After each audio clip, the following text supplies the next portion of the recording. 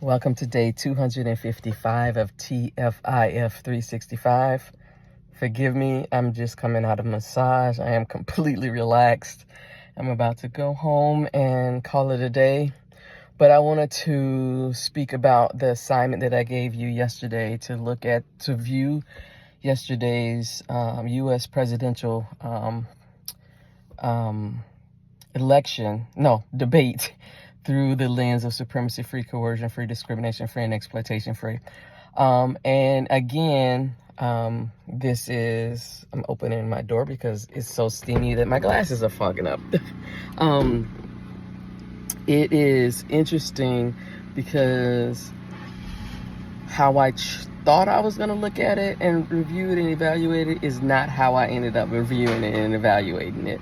Because certain things have to, and this is something that's why I like to practice. That's why I like to put stuff in the wild to see what it's like. Because the thing that was most problematic at the at the outset was that debates have rules, and the people, so they agreed on no mics, like muted mics, where people are gonna stand, that kind of thing. But debates also have rules about, like, defined terms, like we all in agreement this word means this thing. And this is why I don't get into debates with folks. This is why I don't go back and forth with people, because for me to have any conversation that is engaged and sustained, and then I'm going to go spend my time going deep in, we have to agree to some basic terms.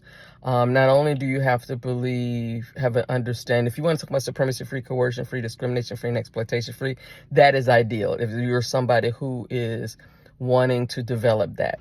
But even beyond that, we have to have the same term. Like up, both of us understand that up means up. Down means down, right? That we both understand that left, okay, we're talking about my left, my shoulder left, not your left, facing me left. And then right, those are the things we really have to define. And going into this, there were key things that weren't defined, which means that people who are watching think that two people are saying the same things, but they're really not. And this is why I saw a video with Charlie Kirk, who is the Turning Point USA person. He was having these, he was sitting in the middle and having this group of Gen Zs challenge him on certain things, like debate him in a circle kind of thing.